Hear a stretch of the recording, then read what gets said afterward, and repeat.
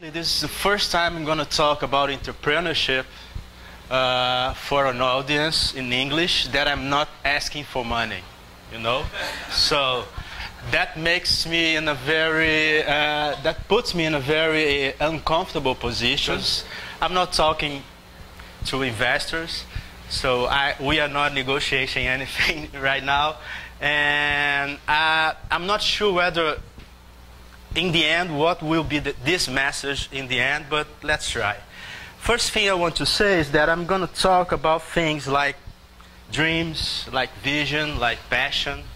And this is not a Sunday morning community church speech, okay? So don't call me like Father Aurelio or Bishop Aurelio or something like this. There's something that occurred to me. So before I come into that, so I shall say that I'm passing through a very delicate moment in my life. I just lost my daddy 2 months ago, and a week ago I was noted that my mother is like in an end stage cancer, really aggressive cancer. So it made me think about life, of course. It's always like this when you have someone that you love. And it made me think about how we should conduct things with passion in life, and about how life is short, of course. But this is not about sadness, so we are here to celebrate life and to celebrate happiness also. And one of my messages here is to say that the science that we do, the science that we can do, can be used for happiness also, to make us happy, not only with papers and theses and whatever we know how to do it, but there are other ways of doing science, of applying that science, that can be joy for us. So yesterday I was maybe for the first time thinking about what I have done in the last 40 years of my life. So then I draw this very weird panel that I shall title as a glimpse of my timeline. And let's say it was like when I was born, the decade I was born, and then the following decades. So I shall say that the only thing that I have permanently doing this almost 40 years of life is sailing. So what the hell, I'm a scientist, I'm not a sailor, right? So when I was a very little kid, like 5 years old, I was in an optimist with a boat this size. And when I was 10, I was in a dinghy, it's a boat this size. And a couple of years ago, I got my first boat, and now I'm in my 4th boat. So at that time, I tried soccer, I tried basketball, I tried volleyball. Then a little older, I jumped to chess. And then I can do some bike, but not that much. At that time, I was a very aggressive kid. I hate like formal study space, okay? So I was a compulsive reader. I read a lot about different things, but I hate to be here, where you are right now. So my mom sent me to psychology, so this kid has something wrong with him. So for the next 10, and then for maybe 15 years, I did some occupational therapy, which is just another way of saying that your son is crazy.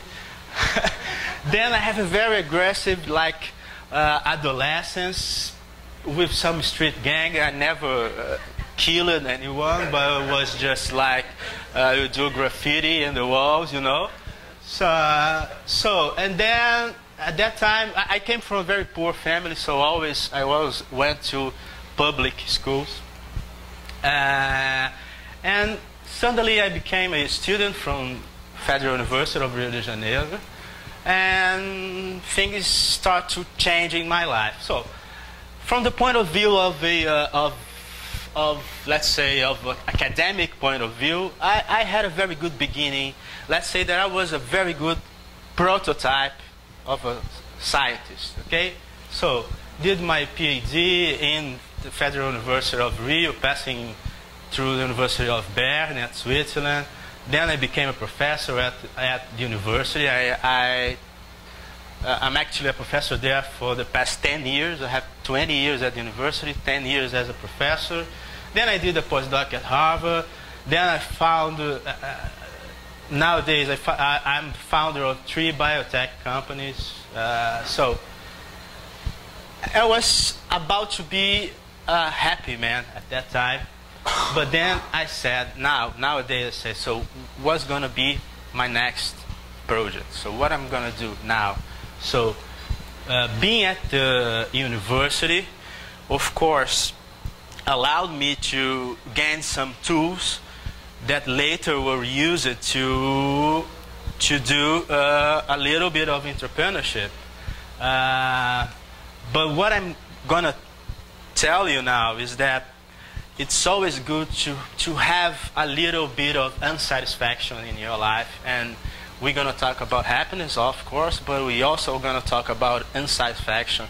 And I think that this is one of the most important driven forces in our life. Of course, as you can see, the only activity that I've been done permanently through all these years is sailing. And in a way, I really like to be at the sea a long time. And as we're going to talk about joy and happiness, I wish I could share with you some of these moments by maybe projecting pictures that took in the sea along my presentation. So we need to talk about. So when we talk about entrepreneurship, we cannot dissociate it from the global context. So we are scientists, as human beings, we are doing an activity that has a tremendous impact in the environment. This is an environmental science-related course. I don't do environmental science, but I can show you how to take a shower with 5 liters of water only. Of course, we can impact also the economy and the society. So we are talking about money here, we are talking about our planet here, we're talking about people here. And science is most probably one of the best tools to touch all these 3 spheres. We use it to say that our science is used to, we spend a lot of money doing science, but our science can and must be used to generate money, to generate richness, to share richness with people.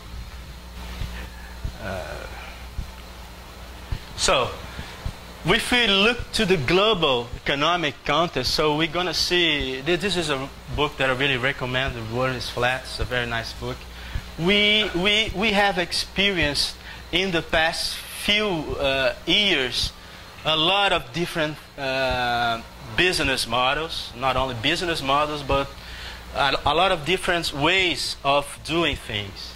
So I would like to focus here in outsourcing. That means put other people to do something for you. And also open sourcing. So this is what we're doing here is open source. We are sharing our views, we are sharing our impressions. So this had a tremendous impact in the economic context, in the economic global context. And science can be used for outsourcing, for offshoring, for supply, to provide solutions for all these points here.